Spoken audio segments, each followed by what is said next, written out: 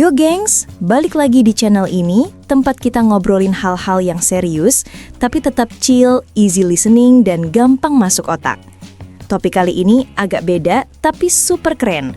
Bangunan gedung hijau alias green building, stingpay. Mungkin ada yang mikir, lah green building apaan? Bangunan dicat hijau gitu?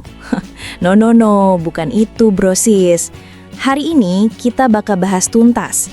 Apa itu green building, tujuan pemanfaatannya di proyek konstruksi, kelebihan dan manfaatnya, material dan sistem yang dipakai, skill apa yang wajib dimiliki seorang ahli greenship profesional, dan tentunya prospek masa depannya.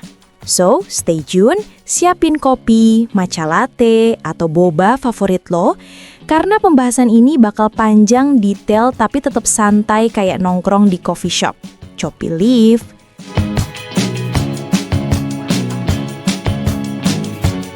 Jadi gini gengs, green building itu apa sih?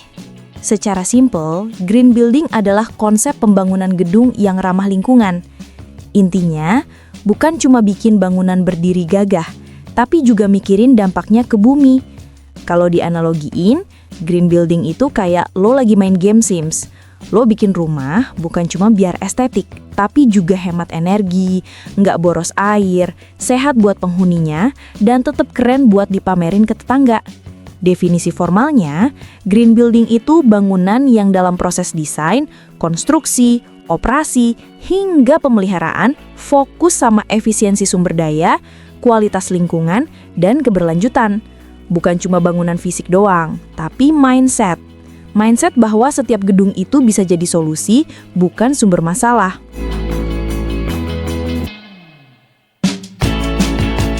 Nah, sekarang tujuan utamanya apa sih? Hemat energi, supaya gedung nggak kayak vampir nyedot listrik tiap hari. Hemat air, karena air itu makin lama makin langka, gengs.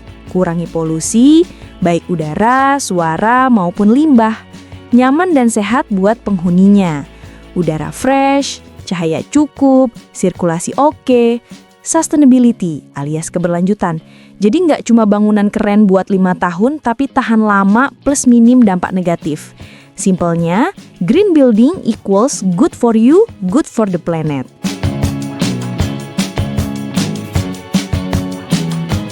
Kenapa sih green building itu penting? Yuk kita list beberapa manfaatnya. Tagihan lebih murah, listrik dan air jadi hemat.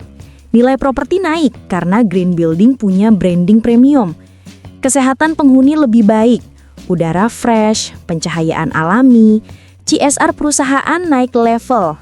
Perusahaan yang pakai konsep ini biasanya dapat nilai plus buat branding. Bumi lebih sehat, emisi karbon lebih rendah. Jadi kalau ada yang nanya, kenapa harus green building? Jawabannya, biar lo hidup sehat, kantong aman, dan bumi nggak makin panas. Haha.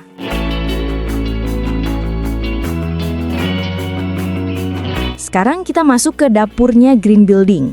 Apa aja sih material dan sistem yang mendukung? Material ramah lingkungan, contohnya bata ringan, bambu berkelanjutan, cat rendah VOC. Sistem hemat energi, kayak lampu LED, panel surya, kaca low E untuk nahan panas. Sistem hemat air, ada rainwater harvesting, sistem daur ulang grey water, keran hemat air. Ventilasi dan sirkulasi alami, biar AC nggak kerja keras sendirian. Rooftop garden, selain adem juga instagramable. Bayangin lo punya kosan atau kantor pakai rooftop garden. Vibes-nya auto naik level.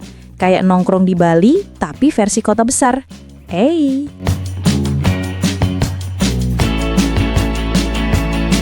Kalau lo pengen jadi ahli greenship profesional, alias orang yang certified buat ngejalanin konsep green building, skill apa aja sih yang harus lo punya? Knowledge sustainability, ngerti soal efisiensi energi, daur ulang, sampai life cycle bangunan. Teknis konstruksi, bisa nyambungin teori sama realita di lapangan. Analytical skill, bisa ngitung konsumsi energi, air, dan emisi karbon. Kolaborasi, karena lo bakal kerja bareng arsitek, engineer, kontraktor, bahkan owner. Communication skill, biar ide lo bisa nyampai jelas ke semua pihak.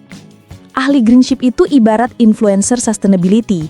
lo harus bisa jadi role model. Bukan cuma teori doang, tapi action nyata. Power!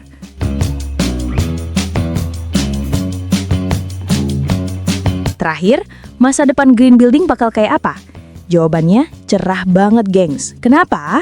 Karena dunia makin sadar soal climate change.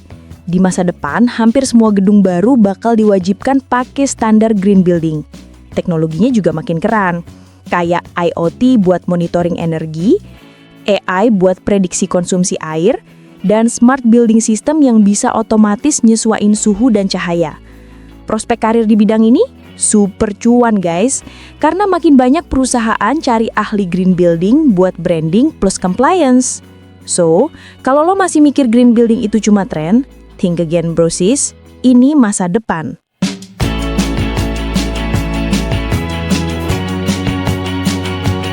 Jadi gengs, itulah tadi bahasan tentang bangunan gedung hijau alias green building, mulai dari pengertian, tujuan, manfaat, material, skill greenship, sampai prospeknya di masa depan. Intinya, green building itu bukan cuma gaya-gayaan. Ini investasi buat diri lo, buat bisnis lo, dan buat bumi kita tercinta. Kalau lo peduli sama masa depan, yuk mulai mikir konsep green building dari sekarang.